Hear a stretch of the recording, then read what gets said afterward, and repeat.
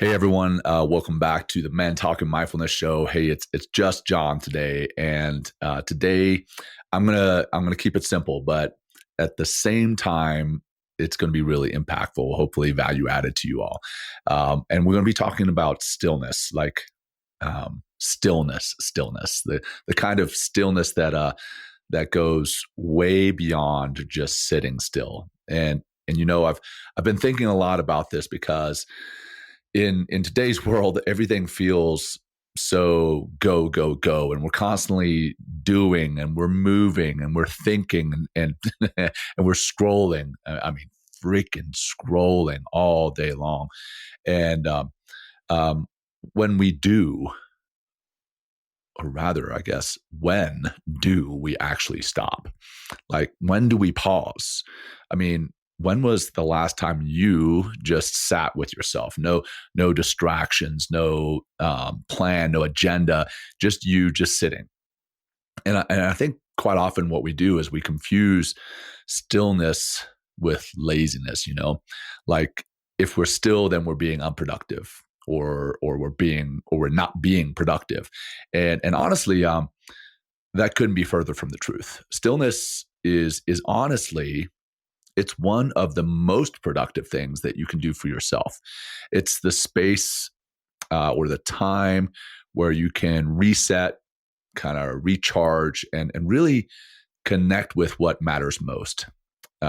So today, I want to explore this idea of stillness, what it means, why it's so hard for us, and how it can show up in different areas of our lives, mentally, physically, spiritually, and even emotionally.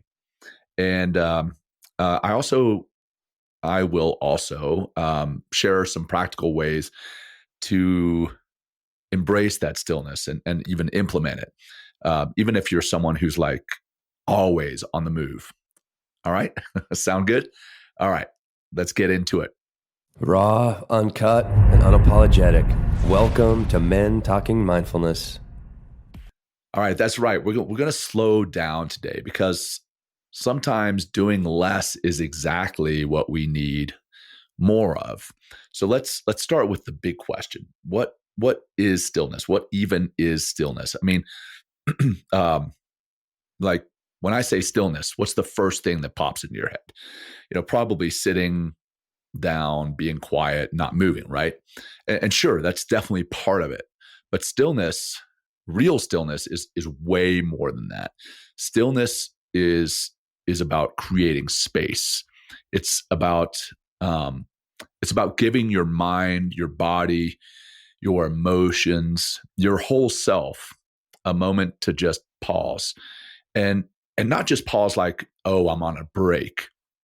I mean, really pause, letting everything settle so you can actually, like, you can actually feel what's going on. And here's an analogy. A couple of years ago, I worked for a veteran nonprofit where we learned to meditate or taught how to meditate. And this analogy really stuck with me. So imagine you've got this glass of muddy water and it's all been shaken up and it's a cloudy mess. It's hard to see through, right? But if you let that glass sit still for a while, the mud will settle and that water will clear. And that's what stillness does for us. It lets all that noise and chaos and mud kind of settle so we can see clearly again, and not just see clearly again, but feel clear. And here's the here's the kicker, right? Stillness isn't just about doing nothing.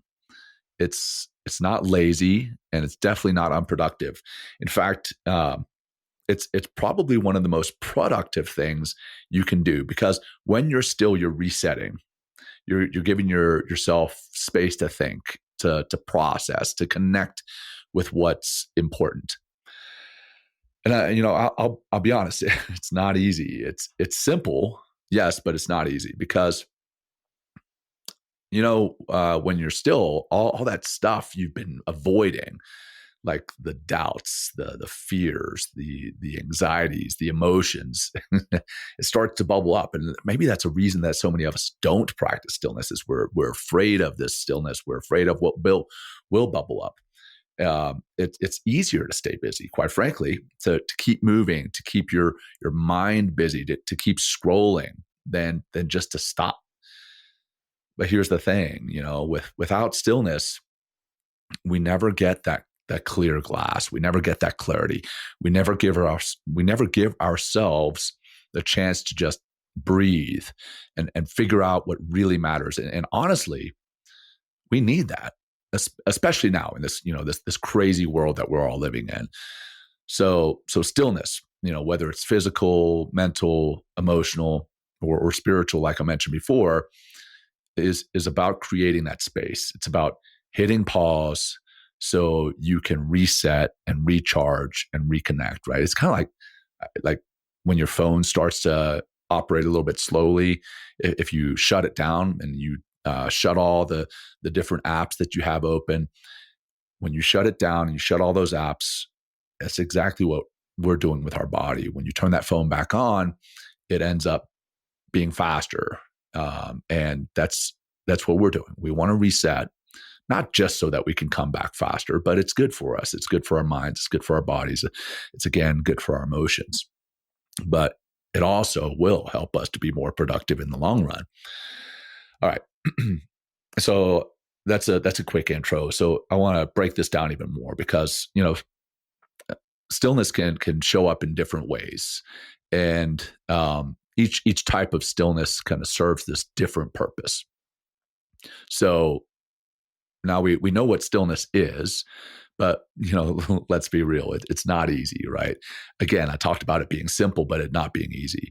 If it were easy, we'd all be doing it all the time, right now even. So why is it so hard to just stop? So first off, let's talk about the obvious one. We've been conditioned, like taught, right, from our young age that if we're not doing something, we're wasting time. Like if we're not being productive, then we're being lazy. And man, I still, even knowing this and being a practitioner, that is a hard mindset to shake. And here's the thing, that stillness it's not laziness. It's not about doing nothing. It's about being intentional. And that's where we get stuck is we are actually doing something, right?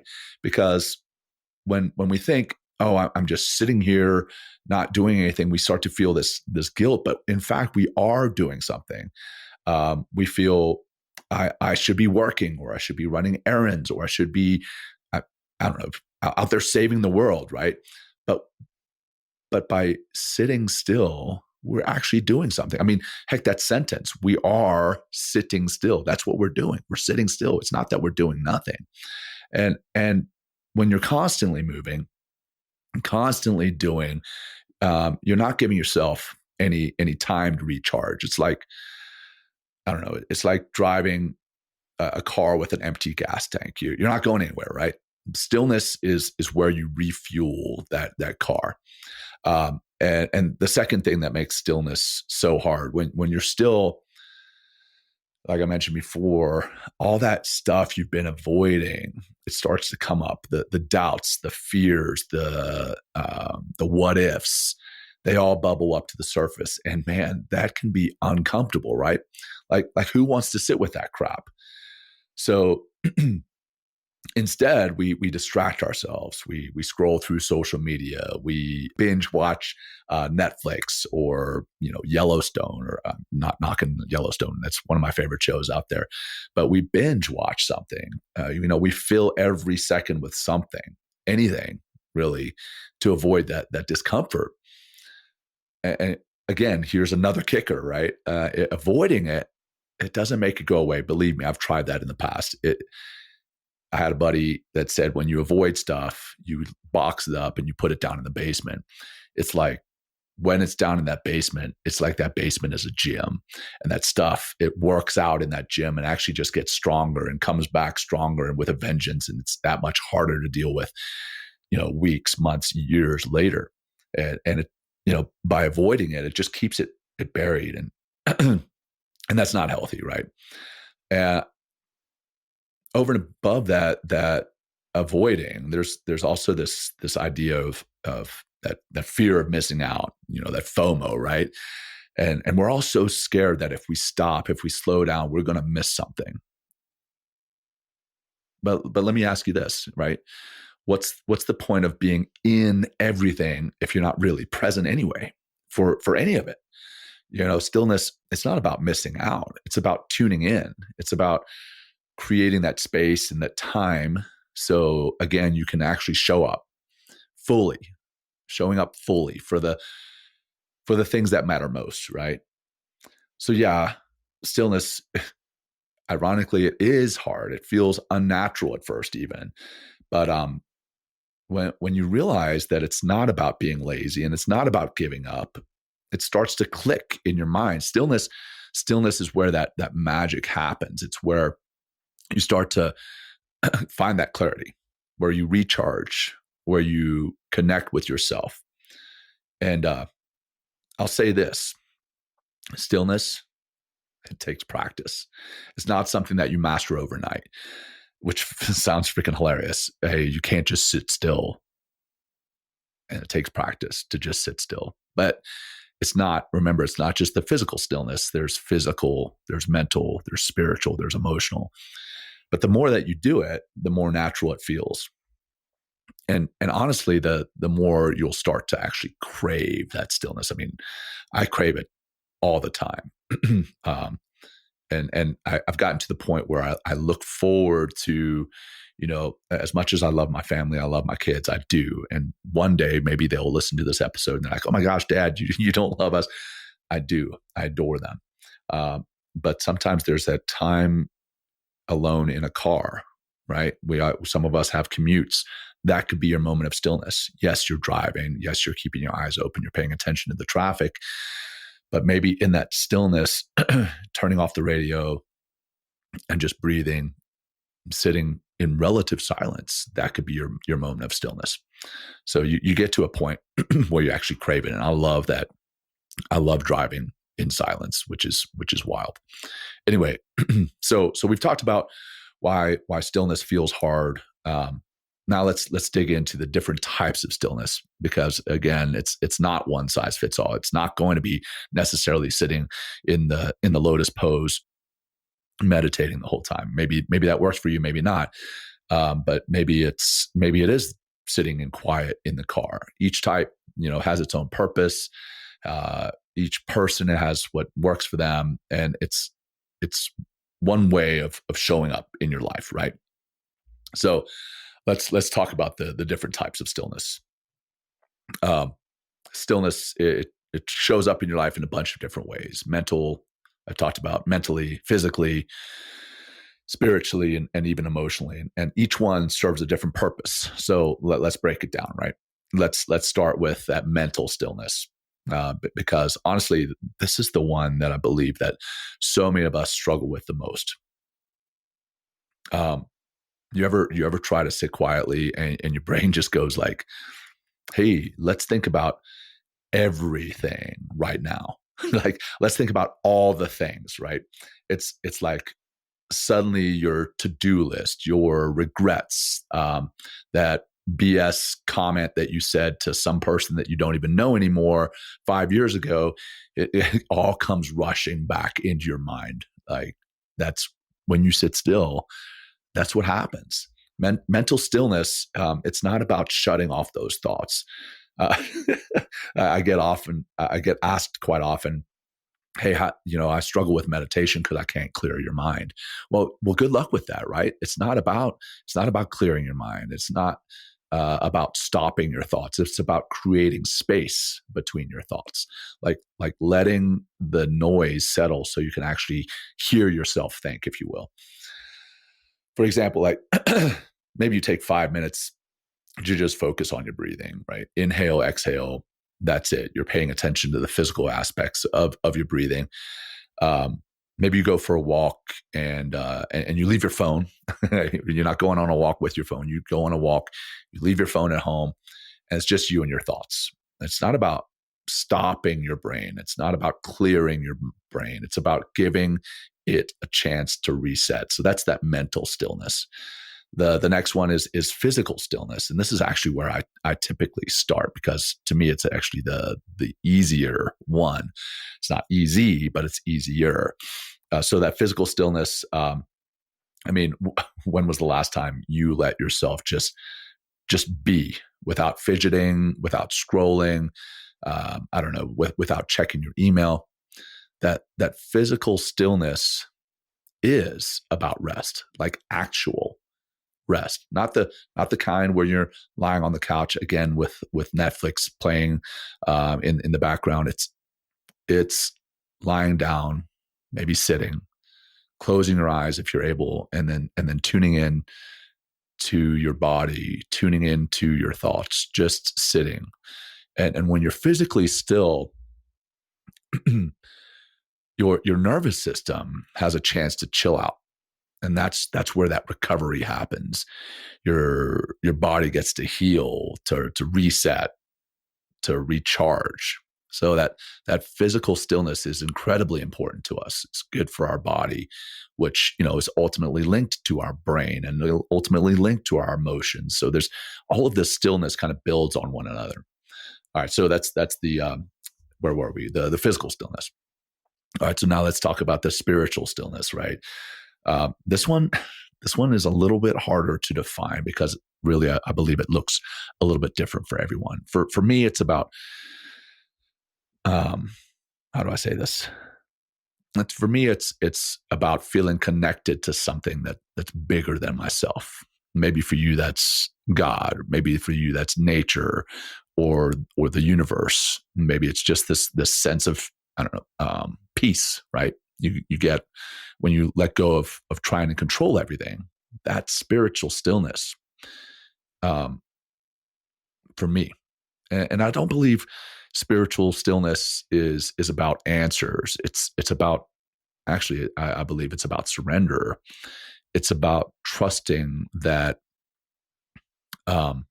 whatever's happening, you're part of something bigger, right? And when you find that stillness, it's like,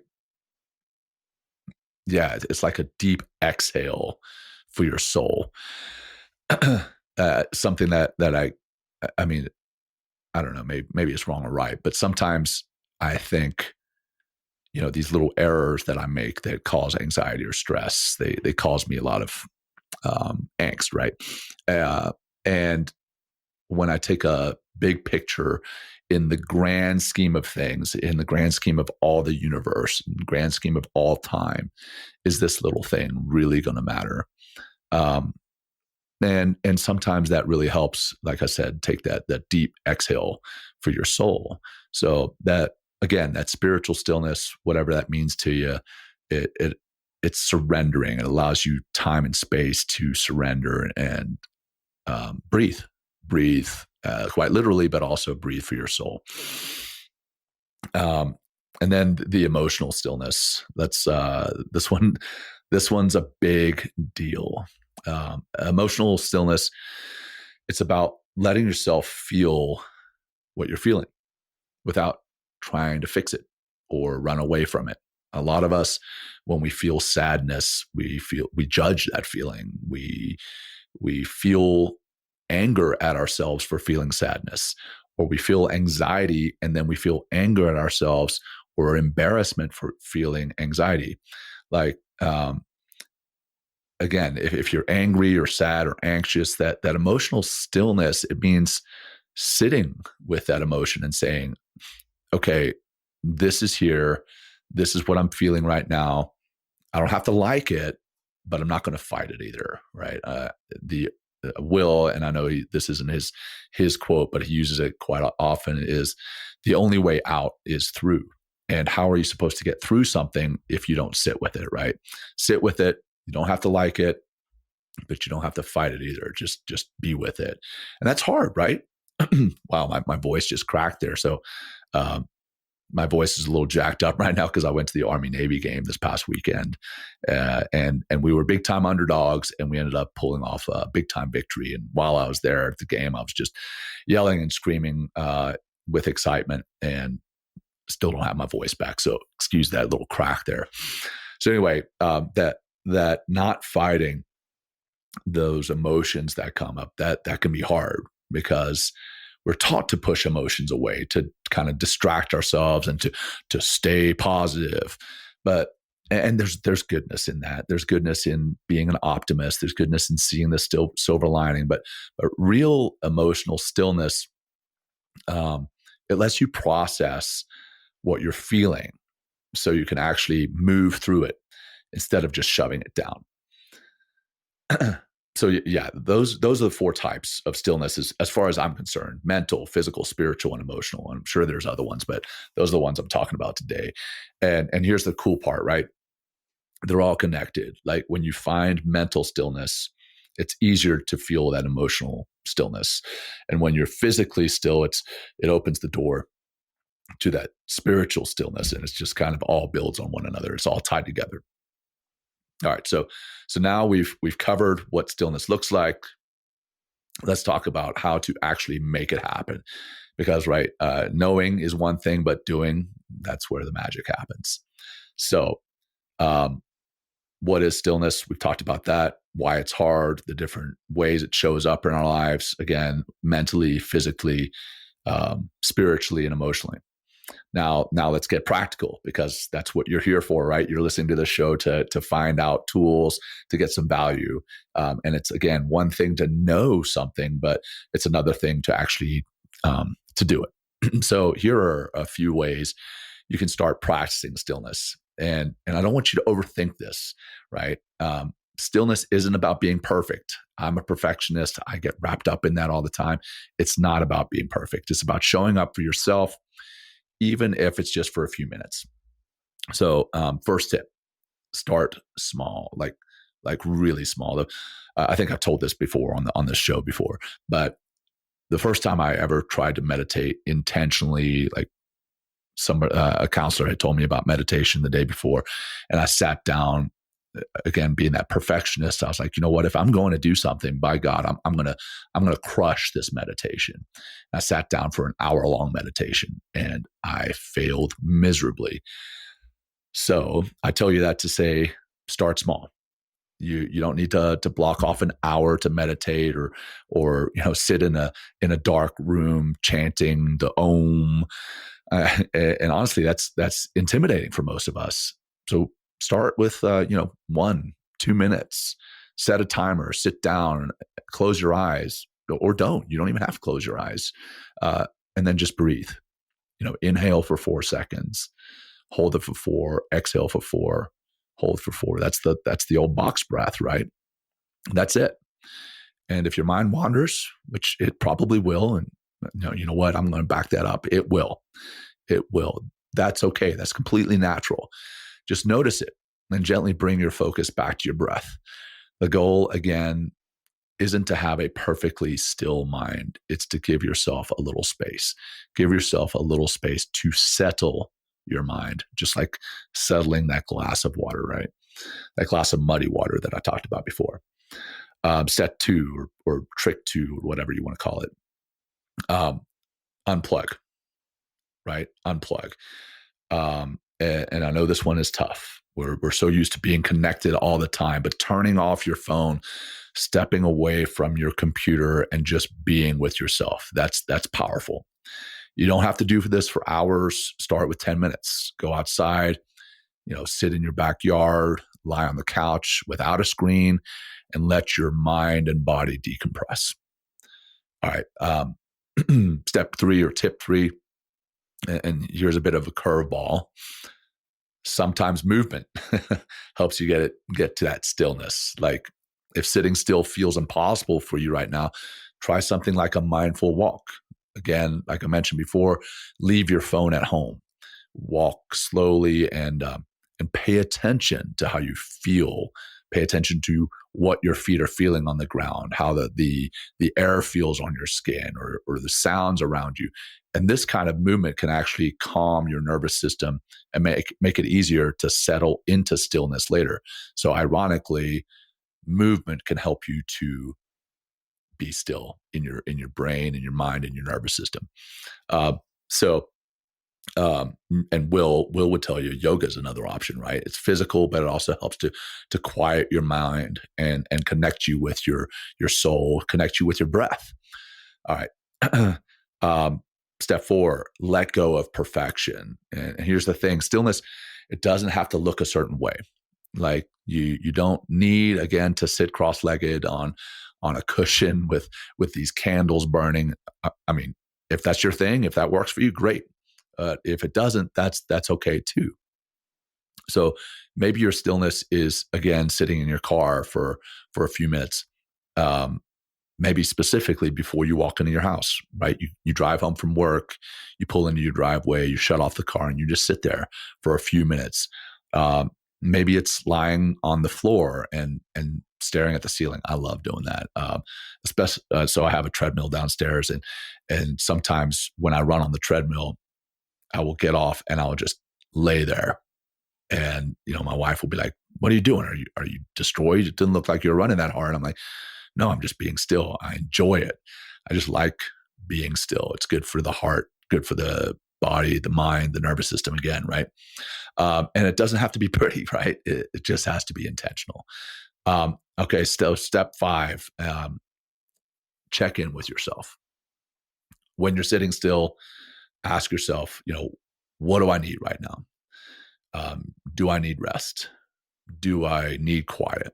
Do I need to let myself cry, um, or just sit there, sit with what you're feeling? And the answer to those questions, uh, I think they'll surprise you. And when you give yourself what you need, you're practicing stillness in the truest sense, because you're tuning in to yourself instead of all the noise around you. All right, so I think that's the few ways to get started, and remember, this is just a practice. It's not something you perfect overnight. It's not something you perfect ever. You don't arrive. The important thing here is to just start. Take one small step toward that stillness today, and you'll be amazed at how much of a difference it makes over time. All right, so now we've talked about stillness, what it is, why it's so hard, some practical ways to actually to get started. Now let's talk about the benefits. And I know I've talked a little bit about it kind of tangentially, but like, why even bother, right? I mean, what's the point of being still when there's so much to be done? And here's the thing: stillness isn't just about stopping for the sake of stopping. It's not a luxury. It's not some nice to have thing that you do if you have extra time. Stillness, in my eyes, and I'm quite positive science has shown this. Stillness is essential.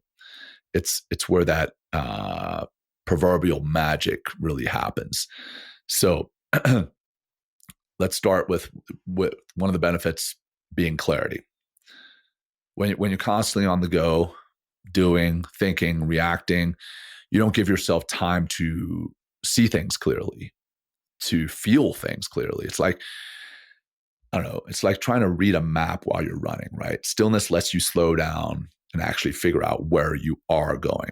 And for me, and maybe for you too, some of my best ideas, my biggest insights have come from moments of stillness, not from grinding it out or forcing myself to think harder, but from stepping back and letting my mind settle. All right, so clarity. Then there's stress. Man, stillness is like the ultimate stress reliever. I don't want to say reducer, because I don't believe that things reduce your stress. I believe it relieves or helps you to manage it.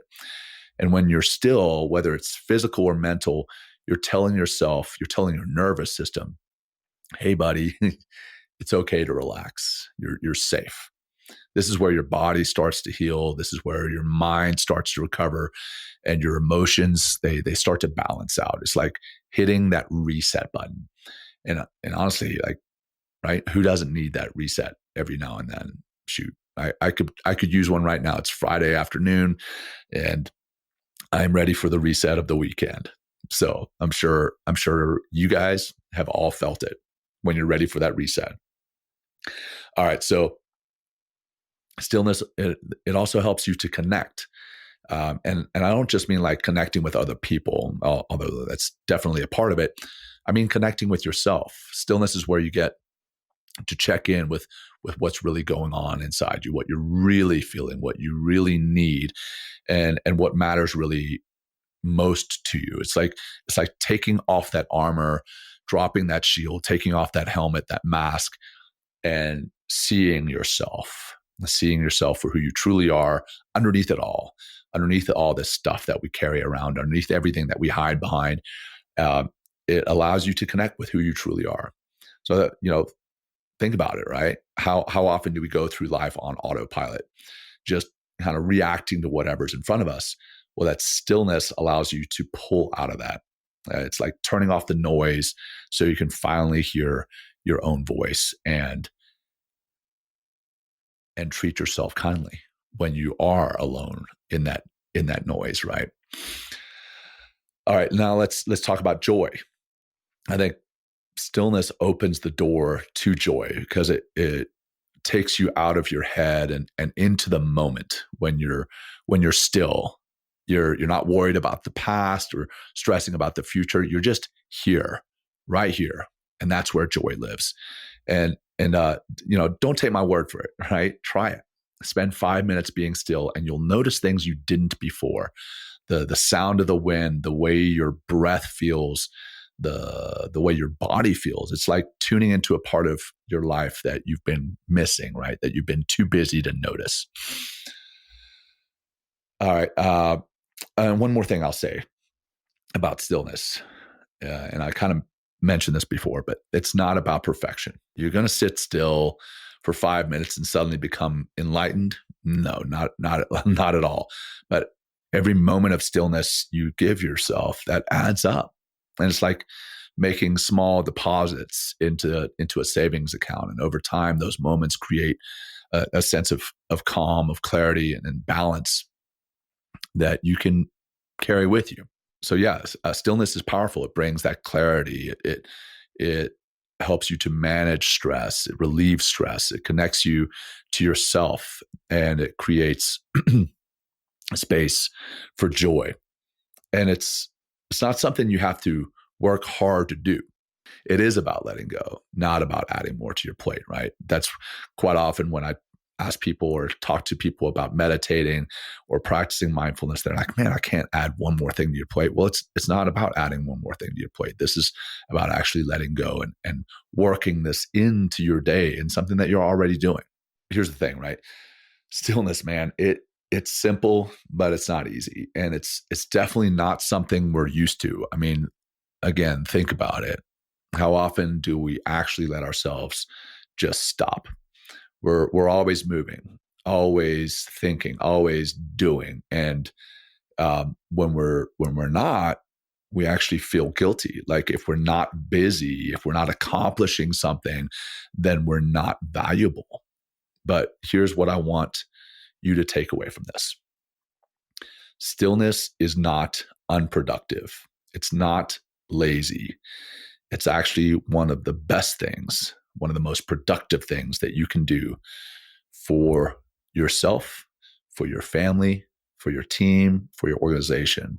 Being still is actually one of the best things that you can do. It gives you clarity. It gives you space to think, to process. And honestly, it gives you space to heal. It connects you to yourself, to your emotions, to your why or your purpose. Um, and it doesn't have to look a certain way. It doesn't have to be perfect. It just has to be, which is actually, I'm going to say something that I think Will has said on the show before as well, is that we are human beings and we need to be more often, but we've turned into human doings because we're doing so much, right? So this sitting still, it doesn't have to be perfect. It just has to be, just like we can just be at times. All right, so I'll leave you with this. Here's my challenge for you. Find one moment of stillness today, just one. It doesn't have to be long. Start with a minute, maybe two. Sit down, close your eyes if you're able to, and just breathe. Or maybe go to a park and walk without your phone, or again, just sit in your car before you go into the house. And when your mind starts to wander, when you feel like I should be doing something, remind yourself that this is something. This is actually doing something. This is showing up for yourself. This is you resetting, refueling, reconnecting. If you're listening to this and thinking, I don't even know where to start, that's okay. Just start messy. Start messy. If you're waiting for perfection to start, you're never going to start. Start messy. Start imperfect. Just start. Stillness is a practice, and you're not going to master it overnight. Well, you're never going to master it. You're never going to master it, and that's okay. But every little bit of stillness, it adds up. And then one more thing, one more kind of final thought. In this world, we're doing, where people are like, hey, if you do more, you're going to get more. There's a lot of what does Andy Reese call it? I think he uses the word grind porn, which is like, hey, you got to wake up at 4 a.m. in the morning, crush your soul, and people eat that up. People and I'm all for getting up and working hard, but in a way, you have to sit still so that you can work hard, right? If you're not sitting still, then you can't. If you don't take some time for yourself, then you're not going to be able to do this. So that stillness in this world that's constantly doing, in a way, this is kind of like a rebellion. It's you saying, I don't have to keep up. I just have to show up. So find your moment of stillness today. You'll thank yourself. All right. So thanks for tuning in to Men Talking Mindfulness.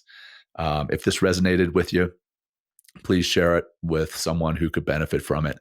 And until next time, take care of yourselves. And we love y'all. Peace. Thank you for joining us today. We hope you walk away with some new tools and insights to guide you on your life journey. New episodes are being published every week, so please join us again for some meaningful discussion.